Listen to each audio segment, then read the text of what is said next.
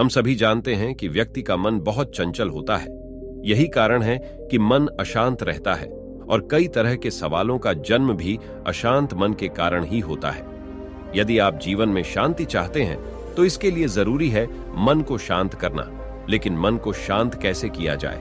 गौतम बुद्ध से जुड़ी इस कहानी के माध्यम से आप जान सकते हैं कि मन को शांत करने का क्या तरीका है।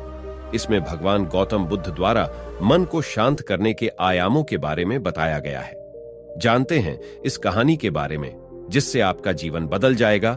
एक बार एक लड़का गौतम बुद्ध के पास जाकर कहता है, मेरे जीवन में बहुत अशांति है, कृपा करके आप मेरा मार्गदर्शन कीजिए जिससे कि मैं इस अशांति से छुटकारा पा सकूं। गौतम बुद्ध लड़के से जीवन की अशांति का कारण पूछते हैं। लड़का उत्तर देता है, अत्यधिक विचारों के कारण मेरे भीतर बहुत सारे विचार आते हैं जिससे मेरा मन अशांत रहता है। बुद्ध मुस्कुराते हुए कहते हैं, ऊपर आकाश की ओर देखो और बताओ कि तुम्हें सूर्य दिख रहा है। लड़का ऊपर देखता है और कहता है, धूप दिख रहा है। बुद्ध उससे पूछते हैं कि अगर तुम लगातार धूप में खड़े रहोगे तब क्या होगा? वह कहता है, मुझे अत्यधिक गर्मी लगेगी और शरीर में बेचैनी होगी। बुद्ध लड़के से कहते हैं कि अगर धूप में खड़े रहने से तुम्हें गर्मी लगती है तो इसमें दोष किसका है, सूर्य के ताप का या तुम्हारा? लड़का कुछ सोचने के बाद कहता है, इसका जवाब आप भी बताइए। बुद्ध कहते हैं, सूर्य का काम है ताप देना और ताप का काम है गर्मी लगना। ऐसे में तो दोष तुम्हारा ही है कि तुम धूप में जाकर खड़े हुए जिससे कि तुम्हें गर्मी लगी। तुम्हें अगर शीतलता चाहिए तो तुम्हें छांव में रहना होगा।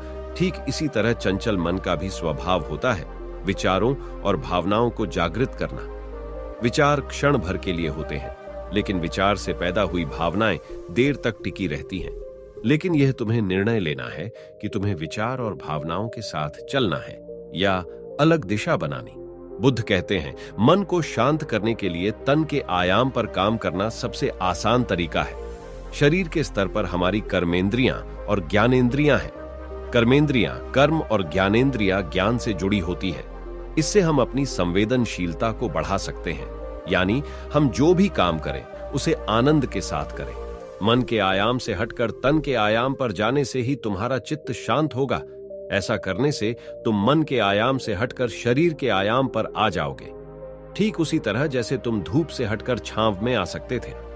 मन के आयाम से हटने पर तुम्हारी जागरूकता तन पर आ जाएगी। जब तुम तन के आयाम पर काम करोगे तब तुम्हारा चित्त शांत होगा। इसलिए हर काम को तन के आयाम पर करने से मन स्वतः शांत हो जाता है। लड़का बुद्ध से कहता है, अपने भीतर के सुर को कैसे सुने? बुद्ध कहते हैं, किसी शांत स्थान पर रहकर जहां शांति हो, तब अपनी आंखें बंद करो और मन के भीतर चल रहे शोर से हटकर भीतर के सुर को सुनने की कोशिश करो। सुर निरंतर चलता रहता है, लेकिन बाहर के शोर के कारण तुम अपने मन के भीतर चल रहे सुर को नहीं सुन पाते हो। जब तुम अपने दोनों कानों को अपने हाथों से बंद कर दोगे तभी मन के सुर को सुन पाओगे। इस तरह तुम मन की अशांति से दूर हो जाओगे और तुम्हारा मन शांत हो जाएगा। मुझे उम्मीद है कि आपको यह कहानी पसंद आई होगी और आपने इससे कुछ सीखा होगा। कहानी के विचार आप हमें कमेंट बॉक्स में जरूर बताएं। जाने से पहले वीडियो को लाइक और चैनल को सब्सक्राइब जरूर करें। नमो बुद्धाय।